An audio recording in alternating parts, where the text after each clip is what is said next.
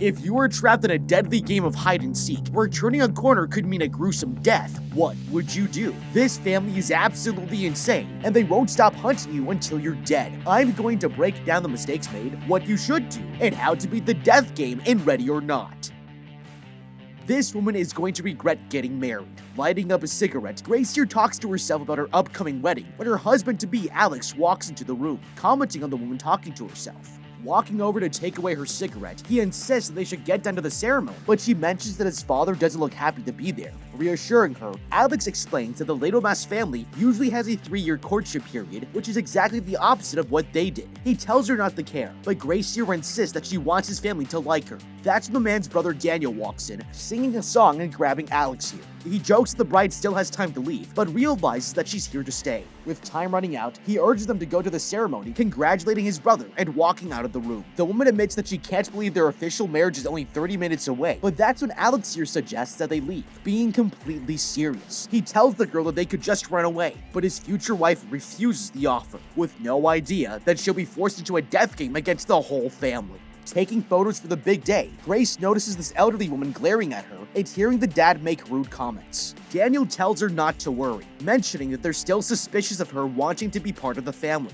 Later, this older woman approaches the girl, wanting help lighting up her cigarette and asking Grace if she's nervous. Noticing her reaction, the woman reassures her that she was treated the same when she joined the family, telling her to forget what they think, as long as she's happy with her husband. At the wedding service, the couple makes it official, kissing at the altar and walking down through the aisle as the guests congratulate them. That night, the couple lies in bed, taking in the action-filled day that just happened. They begin to get a little excited when suddenly she notices Aunt Helene staring right at them from a secret door. She informs them the rest of the family is waiting for them downstairs before leaving. It's strange, and Alex apologizes for his aunt, explaining that she has boundary issues, while his wife questions why people are waiting for them. He informs the woman that when a new member joins the family, they're forced to play a game where you draw a card. Alex confesses that he doesn't know why they do it, and the game could be anything they choose.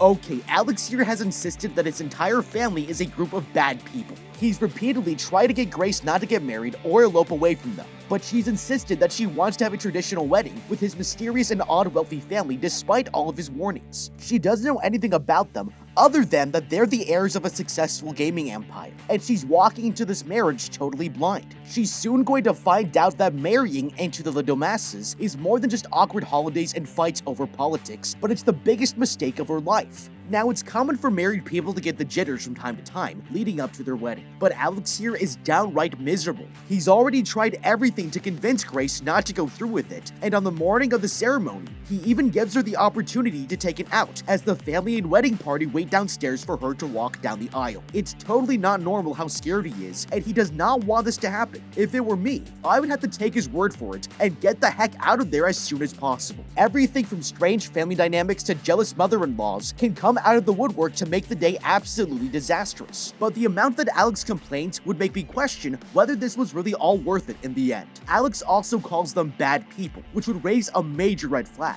I would have to start asking questions, and that would lead me to decide that this is not the right thing to do. There are different kinds of bad, and an eccentric, hostile, old money family who have made it clear they don't want her around is where I draw the line. There's also no reason for the two of them to have to get married to be together, and Grace has an easy out if she'll take it. Grace is just doing this because she's always wanted to be a part of a family after growing up in foster care, and although her motivations are sweet, no family is better than an emotionally abusive family. If my husband-to-be has already warned me that he's distanced himself as much as possible because they've always been too much for him to handle, I would have to take his word for it and fly to a foreign country to do a promise ceremony instead of a traditional wedding. Everybody's got their baggage, but why push him if getting married with his family around is going to make him miserable and possibly be the last aisle I ever walk down? Confused, Grace decides to take up his offer and asks to give her 10 minutes so she can prepare. Alex tells her to meet at the music room downstairs and leaves his wife alone so she can psych herself up. Later, she heads out to reunite with the family, and as she's walking through this long hallway, notices these board games inside the cabinet. Grace arrives in the music room and is approached by the mother, who offers her a glass of champagne. The woman questions Grace about her background in foster homes, and the newly married woman confesses that she's glad to have a real family now. The mother begs her to bring Alex back into the family with her, having noticed that he's been drifting apart for a long time now, and she agrees. That's when her husband interrupts his mother and brings his wife over to make sure that she's okay. Seeing how stressed he looks, she suggests they postpone the game, but the man insists it has to be tonight. Suddenly, these kids run in with masks and make a scene. Their father Fitch walks in, noticing the bride, and walking over to introduce himself. He apologizes for coming late, when his wife Emily interrupts to welcome Grace, complimenting her dress and telling her how excited she is to join the family. The aunt makes a snide comment towards the bride, saying that she hasn't been allowed to join until Mr. LaBelle approves. That's when the butler announces that the time is now 11:55 and the game is about to begin. He leads the family to a special room and lets Grace here walk in first. Shocked, she paces around the room, looking at all the expensive memorabilia left behind by the grandfather of Les Damas. She turns around taking a seat, while Alex's mother asks if she likes to play games. The father tells her that their family's very traditional, and now it's time for her to take part in their traditions. Okay, Grace here has already walked down the aisle and sealed her fate to be with Alex until death do them part. But there's still time to make it out of the situation without either one of them having to play the Les Damas' little game. Families have their traditions and rituals, but playing a game at midnight after a long day of a wedding is easily avoidable. And Grace has already picked up on the fact that Alex's aunt and brother are weird. And after meeting his sister and her husband, she should find a way to excuse herself from this tradition, since his mother seems to be the only normal one worth caring about. The other thing here is that there are definitely signs that Grace's life is in danger. She's in this cryptic old house full of secret rooms and servants' quarters. That's not all either. The walls are lined with guns and weaponry, and animal hides can only mean that these people are hunters as well as game players. Walking into a secret game room in this maze-like house is like a lamb walking into a lion's den. The Les Damas may be wealthy, but the house itself is a signifier that their interest reaches far beyond having money and normal gameplay. Combined with Alex's warnings that his family are bad people, this should be enough for her to fake an illness and excuse herself for the night. Now, this might not be enough to be let off the hook from this family tradition. These people are serious about their games, and they might try to force Grace to play and won't take no for an answer. However, if Grace also pretends that she's ill from morning sickness, this will give them more reason to not want to play their little games with her. The Les Damas have a secret ulterior motive for playing this game, which is their son's well-being. But if Grace fakes a pregnancy, then they are also putting the future of their family at risk. Upon arriving in the game room, Grace is offered a glass of champagne, and if it were me, I would refuse it, telling everyone that I can only have one glass here, and they're on doctor's orders because I'm pregnant. This is the perfect lie, because not only does it fit in with Alex and Grace having a quick wedding versus the usual 3-year courtship in his family, and it motivates the family to accept Grace into their ranks now that she's carrying the future of their lineage. This may cause arguing between the family members, since there's a mystery around what really happens if they break tradition. Some will still want to make me play the game, and others that will take my side and want me to go to bed. But the important thing, like entering any family, is getting some of them on your side and gaining allies. This could either help me break the rules of the game and force them to suspend it until future notice, giving me the opportunity to escape, or it will help me down the line when I'm playing the game, now that I've gained allies that don't want to see me harmed. If Grace really wants to be a part of this family, she has to find a way to secure her position in it, and having a child is a surefire way to do that. The father of the groom explains that his great-grandfather was a merchant sailor who met an antique collector called Mr. LaBelle on a voyage and discovered they both loved gambling. After a night of drinking, the collector made a bet, offering to fund any business endeavor the man's son wanted to try if the man was able to open the box before arriving at port. The great-grandfather of the groom managed to win the bet, and since then, every time a new member of the family is to join, they host a special event, placing a blank playing card into the box. He hands it over to Grace and informs her that Mr. LaBelle will tell them what game she's going to play. Excited, she looks towards Alex and takes the card out that reveals her game is going to be hide and seek. For some reason, the entire family looks at each other in shock, and the husband asks his dad if they really have to play. The man insists it's tradition and Grace will be the one hiding. Everyone gets up and she makes a toast to Mr. LaBelle, now realizing that this is going to be the deadliest game of hide and seek she's ever played. Outside, the father explains that Grace is allowed to hide anywhere inside the house, while the others will count to 100 before going to look for her. She points out the security cameras in the building could be used to cheat, but the father insists they play these games according to their great-grandfather's rules. Grace questions if there's any way for her want to win and is jokingly told that she could stay hidden until dawn. With that out of the way, he tells the woman that they'll start the count once she leaves and wishes her luck for the night ahead. Grace rushes up the staircase while hearing music announcing that the hide-and-seek has now begun. She clumsily paces through the hallway, taking her high heels off and looking for a suitable place to hide. Grace finds a dumbwaiter, placing herself inside of it and closing the doors as the countdown ends. Staying inside for an hour, Grace decides to call it quits, pushing the elevator doors open and moving herself back outside. That's when her wedding dress gets caught in the door and she rips herself free from the dumbwaiter. She continues walking through the hallway, but then hears someone calling out for one of the children and a maid walks by. Suddenly, the groom grabs her from behind and tells her to hide behind the bed with them. Entering the bedroom, the maid searches for the missing boy, but as she's leaving, someone shoots her dead. That makes one victim down, with 12 more to go. The couple is horrified, and they overhear the other family members walk inside, realizing too late that they've just killed the wrong person. Grace has just discovered that this is no normal game of hide and seek, but to make matters worse, the family is out to capture her for a ritual.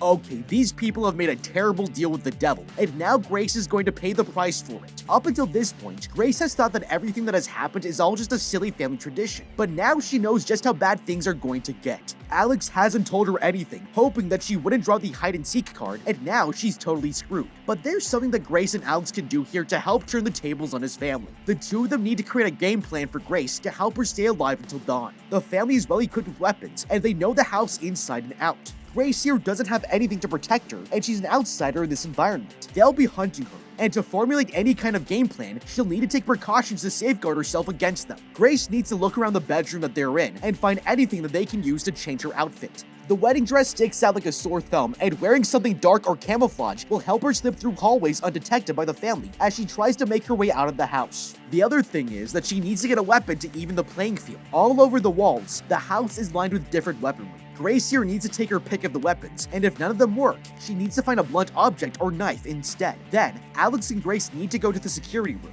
Even though Alex's father has said they aren't going to use the cameras, this could still be taken advantage of if they get desperate. By disarming the cameras, it allows Grace to roam freely without her having to look over her shoulder, knowing that a camera is watching her. Now, Grace here has a couple options. She can try to make a run for it, or she can try to find Mr. LaBelle's box. As Alex's father mentioned, their great-grandfather made a deal with Mr. LaBelle after solving how to open his box. He was then granted an investment in his business, and innumerable riches followed. Considering the Ladomas clan has to do a ritual that requires a human sacrifice, it's a sign that Mr. LaBelle is a supernatural entity that is willing to make deals with people. If it were me, instead of trying to escape the family, I would steal the box and try to solve it myself to strike a deal with Mr. LaBelle. Here's the thing, everyone in this family for the most part is stupid. They have been turned rotten and spoiled with wealth over generations of security. Mr. LaBelle made a deal with their great-grandfather, and now he's stuck with these bozos for all eternity. Instead of trying to escape the Ladomas like a trapped rat in a maze, I would turn the tables on them and would appeal to Mr. LaBelle. Grace here has to survive until sunrise, which is hours away.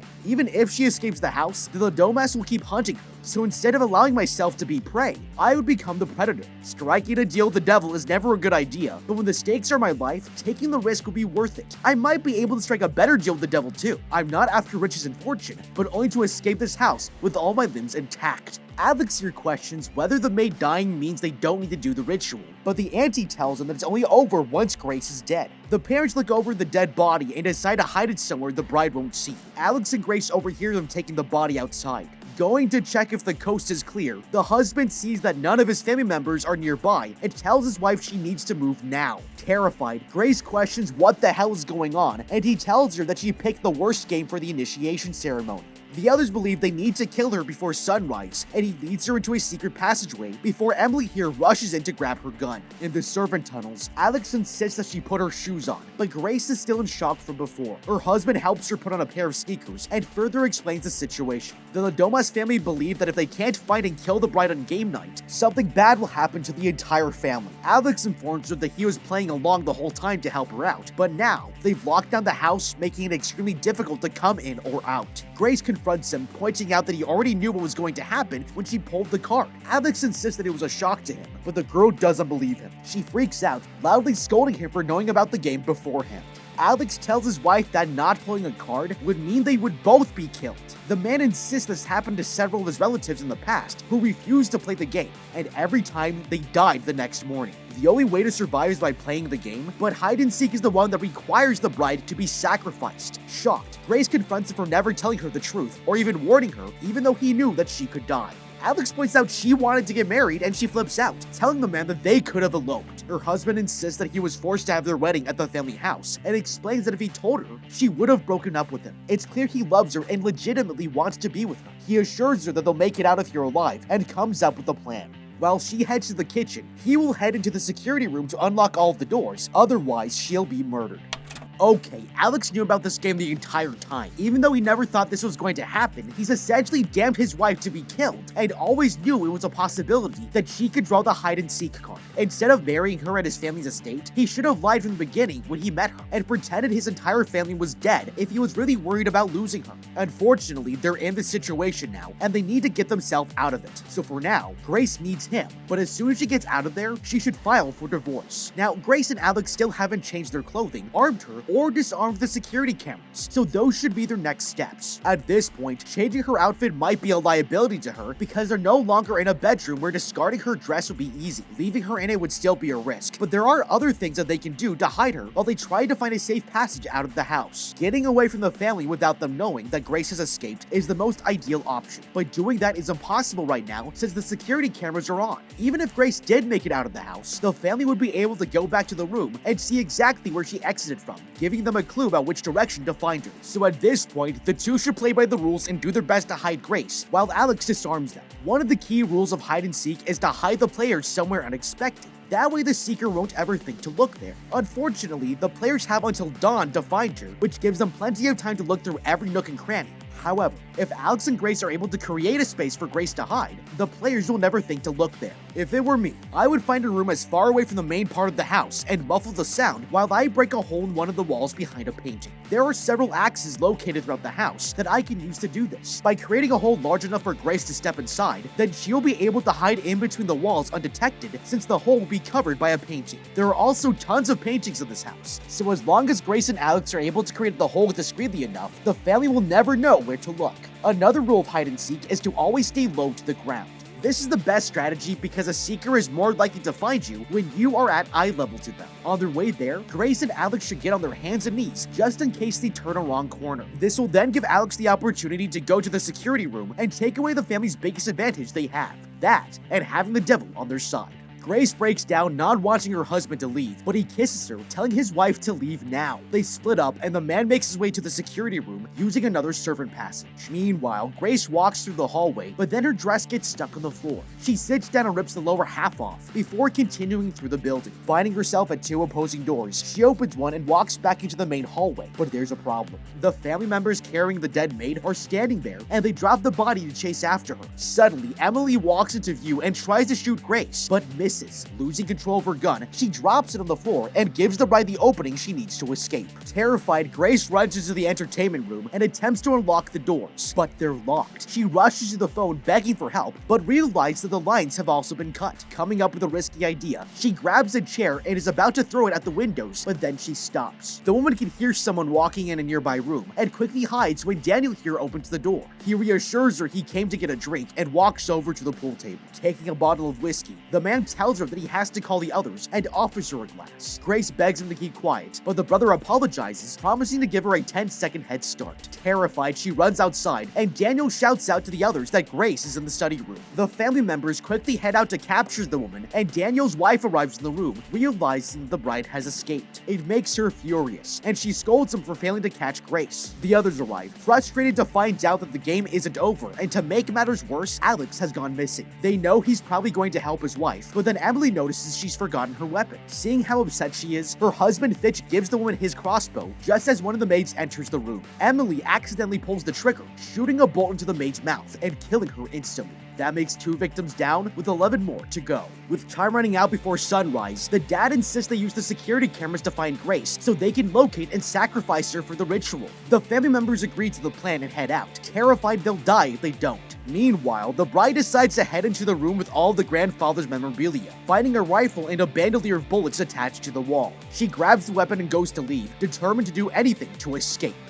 Okay, Grace is armed with what looks like an old elephant gun. She has a ton of bullets slung across her shoulder, which looks incredibly badass, but her gun only takes 2 rounds at a time. This is a great help to her if she only has 1 or 2 people to face off against, but as soon as she fires that gun, the others will flock to her, making it impossible to escape. If I were her, I would try to find a different weapon before moving on, but something is better than nothing. The good thing about this situation is that Grace is smart, and she has the element of surprise on her side. While everyone else in the house needs to find her, Grace can do any number of unexpected things to try to throw them off while they don't know where she is. Before separating from her husband, she should tell him to hold off on shutting down the security system, but instead guard the door to stop the others from getting in. If the security system is on, that means that the police will be notified if the home is being burglarized or if there's a house fire. When Alex's dad took Grace around the house, there wasn't a staff member on duty in the room, but if the smoke alarms are triggered, the fire department will come at any hour of the night. At this point in time, I would try to start a house fire using some of the candles. That way an alarm will sound, making people outside of the mansion realize I need help.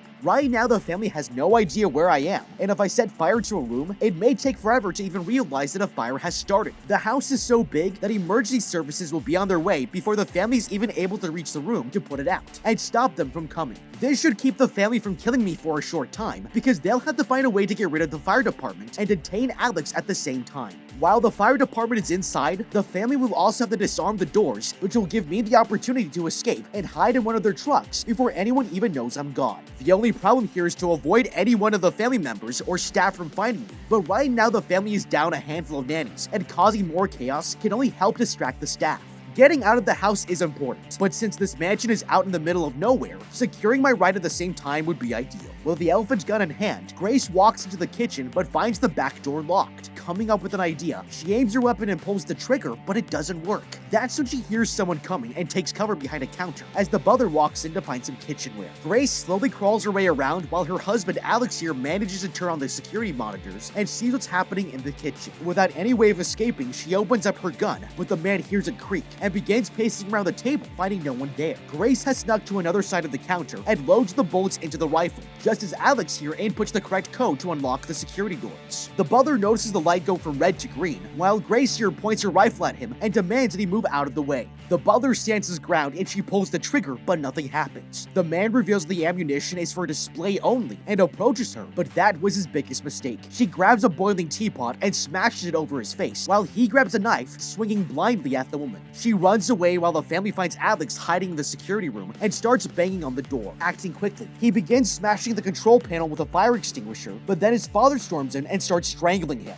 The groom fights back, demanding that they leave his wife alone, and his brother manages to calm him down. He lets go of his father before he passes out and begs Daniel to help him. His brother agrees, but that's when their father whacks Alex over the head, knocking him out. Frustrated, he questions what side Daniel is on, and they decide to move his unconscious body outside. In the hallway, Grace hears them talking and goes to hide in the dumbwaiter, but when she opens it up, she sees a staff member hiding inside. Terrified, the woman announces Grace's location and doesn't realize she hit the closed door button. It's horrific as the maid is gruesomely crushed to death, and the bride runs off before anyone can find her. That makes 3 victims down, with 10 more to go. Meanwhile, the father handcuffs Alex to a bed, but then the butler interrupts to inform them that he can't repair the security system, meaning that all the doors and windows are still unlocked. Shocked, Alex's father can't believe that Grace has managed to survive while getting other people killed, and it's clear he's panicking. His wife insists they need to stay calm and guard the doors so she can't escape. The aunt mentions that Alex has lost his way, and they should have never let him leave their family. The woman knows they're similar in personality, and knew that Grace would pull the hide-and-seek card, with no idea that the bride is listening to their whole conversation. She's standing outside on the ledge, and overhears the older woman explain that Alex needs to accept his place in the clan. He's meant to lead the family, and points out he saw Mr. LaBelle in person as a young child. Determined to survive, Grace here escapes from the rooftop and runs away from the Ladomas mansion. She sprints to the outer walls of the estate and hides from a security guard searching the grounds with his flashlight. Noticing a stable, Grace heads inside the building and quickly ducks into a stall before the guard can find her. That's when she sees it's actually one of the boys, Georgie, and tries to explain the situation, but then he takes out a gun, shooting her in the hand.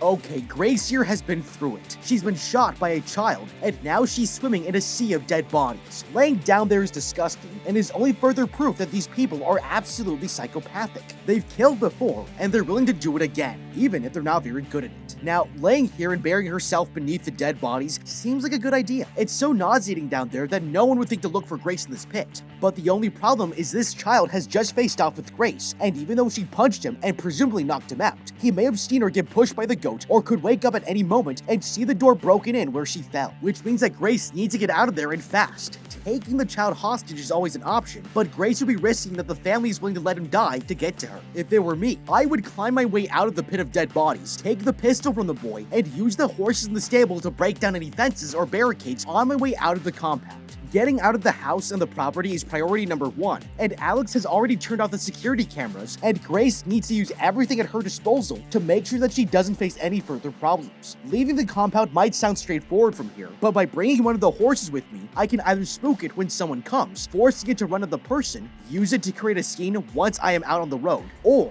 have it mow down a barricade. When Grace enters the stable, there are clearly gates that are large enough to contain bigger animals, like horses or milking cows, and let's be honest, these people are mega rich and love competitive games. Having purebred racing horses in the stable is a no-brainer. Horseback riding is always an option for Grace and would be a great way to flee fast, but usually it takes time for someone to be able to do it safely and successfully, and a broken back is not something Grace needs right now. If I were her, I would lead the horse out using a rope and then spook it whenever necessary. If the opportunity never presents itself, I will go on my way and leave the horse to roam free. But in the case that there's a gate, it would be really useful to have a strong animal with hooves to break it down. Grace here becomes sick from the filth, realizing that these are human skeletons, and starts to climb up this ladder. Struggling, she reaches the top, but then the ladder breaks and holds onto the ledge with only one hand. With time running out, Grace grabs onto the edge with her other hand and gets hooked onto a nail. She screams in pain and pulls herself up, climbing over the cellar. The bride pulls off her sleeve and wraps it around her wounded hand. There's still hours before sunrise, and the woman walks out of the stable, determined to survive. That's when Daniel's wife spots her running outside, and she fires a shot off, but completely misses. Frustrated, she goes back into the mansion and tells the butler of her location. Meanwhile, Grace makes it to the north gate and tries to climb over with only one working hand, but she isn't strong enough. Looking around, she notices this part of the gate broken off. She starts to pull on it and spots a car down the road in the distance. Screaming for help, Grace manages to take the metal part of the gate off and squeezes through the gap, trying to get the stranger's attention. The woman slips through the gate and runs into the road, but the driver tells her to go away before driving off, leaving her all alone. Frustrated, she looks back at the mansion and sees someone heading in her direction. Grace quickly runs across the road, arriving at this large field, and sprints as fast as she can, but there's a problem. The butler has tracked her down and chases after her in his car. She tries to escape the man, but he gets out of his vehicle and tackles her to the ground. He tries to shoot her with his tranquilizer gun, but the woman knocks it out of his hands and pushes him off of her. Acting quickly, she wraps her sash around the man's neck and strangles him. With the man knocked out, she walks over to the car and gets inside, driving away before the butler can get up. In the vehicle, Grace uses the emergency assistance hotline to contact an agent and confesses that people are out to kill her. The operator agrees to help, but then reveals that the vehicle was reported stolen. That means he has to remotely shut down the car and tells the woman that the police are en route to her location. Panicked, she looks around as the vehicle comes to a stop and the operator hangs up. Okay, this should never happen. Grace has just contacted a car service similar to AAA, using the car's emergency help system, and the operator hung up on her even after she told them that someone is trying to kill her. The car may have been reported stolen, but there's got to be a company policy that an operator can't hang up on you when someone says that they're in physical danger. After this is all said and done, someone definitely needs to get fired from their job. Aside from the fact that she had the worst AAA employee of all time, Grace has done a great job here of being innovative by using her dress to strangle the butler and get away. The only problem here is that she didn't kill him, and now that the car is slowed to a stop, he's going to come and get her. If it were me, I would look for a blunt object like a tire iron in the car to fight him off. One of the things the useless AAA employee did do right was say that he was going to send the police to come and get the car since it was reported stolen. That means that someone is en route right now, and Grace only has to hold off the butler until they get there. She'll be arrested when they arrive, but that's better than being dead. Since the police are coming, that also means that Grace can't kill the butler because then she'll be arrested for his murder. The best case scenario is if she knocks him unconscious and blames the a car hijacking on him when the police officer arrives. That way she can tell the officer that the butler was holding her hostage when she was on the phone with AAA. Afterwards, she'll be called in for questioning and can survive the night at the police station. The only problem with this plan is that the butler has a better weapon than Grace, which means she has to run and hide from him. Stealing the gun from the evil child in the barn would have been helpful, but since she didn't do that, she should have run into the woods opposite from the mansion with the intention to lure the butler into a trap. If he gets out of the vehicle, this gives her the opportunity to use the element of surprise and jump out and attack him with either a tire iron from the car or a tree branch from the woods. Even if he has a gun, she'll have the upper hand on him since he won't know where she is, and she'll be able to attack him at any moment. It'll be a fight to the finish here, but when a pact with the devil is involved, you're bound to have to get your hands dirty. With the vehicle unable to move, she tries to calm herself down, but suddenly the butler appears at the window and smashes it open. She tries to escape, but he shoots her with a tranquilizer dart and knocks her out in seconds. When she wakes up, Grace realizes the butler is driving her back to the mansion, and the man informs the family they'll be back soon. With his job almost done, he starts playing loud music to celebrate, but that was his biggest mistake. The family notices Grace wake up behind him and try to warn him, but he can't hear them. He can't do anything to protect himself from Grace, who kicks him so hard that he loses control of the car. They end up crashing and tumbling over before the connection drops. That makes 4 victims down with 9 more to go. Upside down, the bride climbs out of the vehicle, but that's when Daniel surprises her with a loaded gun in hand. Grace smiles at him and begs the man to let her go, convincing Daniel that his brother would hate him for hurting her. It almost works, but then the man mentions that his entire family will die if he lets the bride go, moving closer as he explains that Alex is the only person that would save her. He knocks Grace out with his rifle and tells his father to come help him move the bodies. They have less than an hour until it's dawn and still need to prepare the woman for the ritual.